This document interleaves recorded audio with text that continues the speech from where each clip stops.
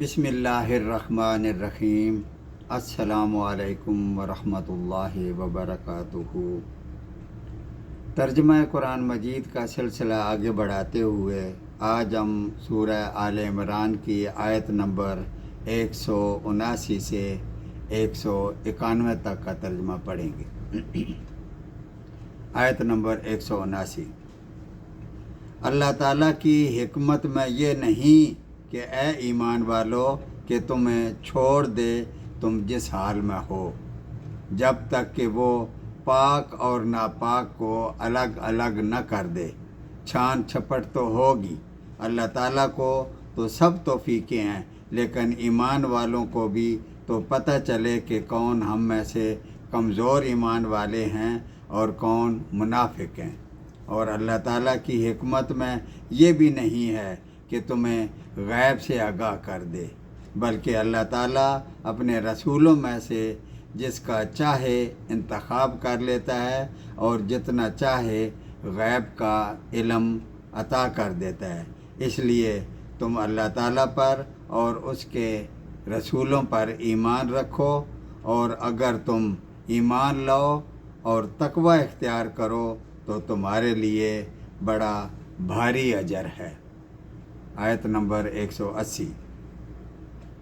اور جنہیں اللہ تعالیٰ نے اپنے فضل سے کچھ دے رکھا ہے، وہ اس میں سے اللہ کی راہ میں خرچ کرنے میں کنجوسی کرتے ہیں اور سمجھتے ہیں کہ یہ ہم اپنے لیے بہتر کر رہے ہیں، جبکہ یہ ان کے لیے نہایت بدتر ہے۔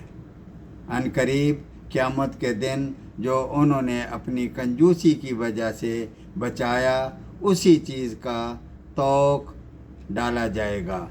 آسمانوں اور زمین کی میراث اللہ تعالیٰ ہی کے لیے ہے، اور جو کچھ تم کر رہے ہو اس سے اللہ تعالیٰ بے خبر نہیں۔ آیت نمبر 181۔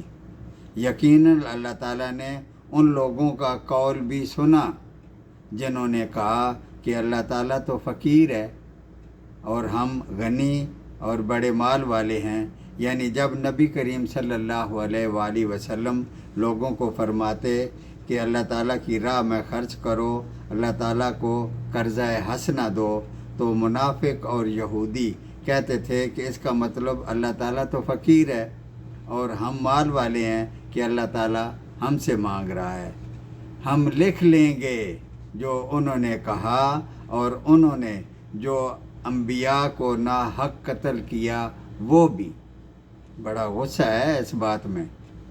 اور ہم ان سے کہیں گے کہ چکھو اب جلنے والا عذاب۔ آیت نمبر 182۔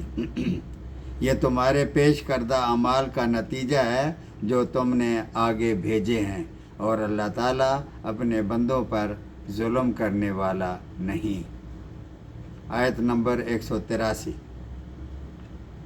یہ وہ لوگ ہیں جنہوں نے کہا کہ اللہ تعالیٰ نے ہمیں حکم دیا ہے کہ کسی کو رسول نہ ماننا جب تک وہ ہمارے پاس ایسی قربانی نہ لائے جسے آگ کھا جائے۔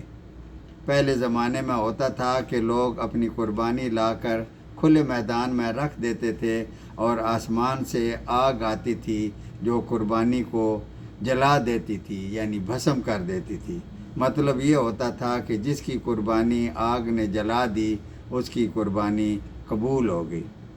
تو اے نبی صلی اللہ علیہ وآلہ وسلم، آپ کہہ دیں اگر تم سچے ہو تو مجھ سے پہلے تمہارے پاس جو رسول دیگر معجزوں کے ساتھ یہ چیز بھی لائے جس کا تم کہہ رہے ہو، تو تم نے انہیں مار کیوں ڈالا؟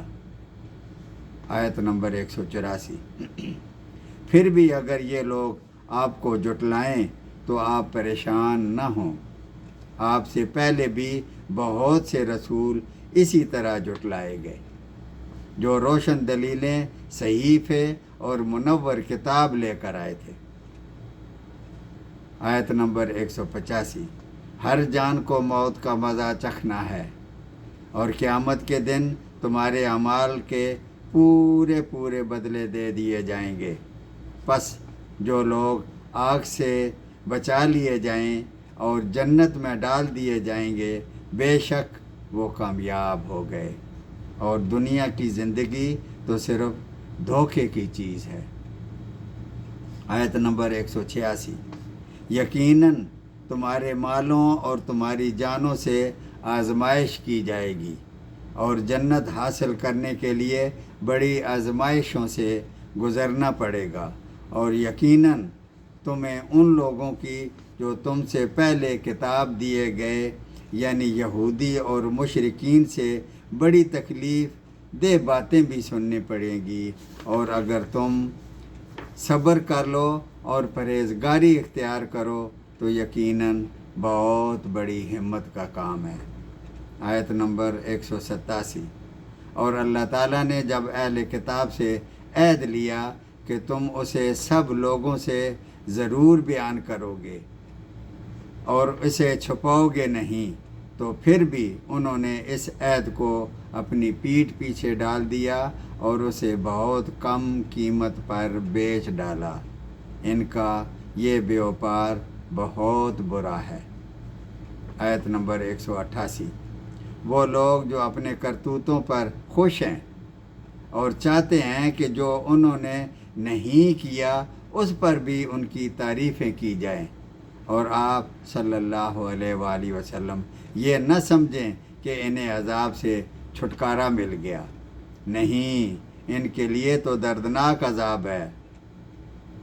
आयत नंबर 199, बेशक आसमानों और ज़मीन की बादशाही अल्लाह ही के लिए है और अल्लाह ताला हर चीज़ पर कादिर है।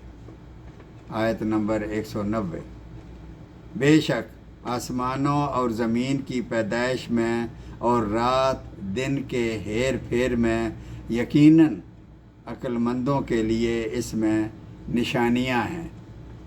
आयत नंबर 191, जो लोग अल्लाह ताला का ज़िक्र करते हैं खड़े हुए, बैठे हुए और लेटे हुए, और आसमानों और ज़मीन की तख्लीक में गौर व फ़िक्र करते हैं और कहते हैं कि ए हमारे परवरदिगार, तूने कोई चीज़ भी बेकार तो पैदा नहीं की।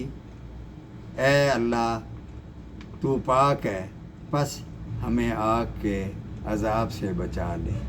सदक़ल्लाहुल अज़ीम।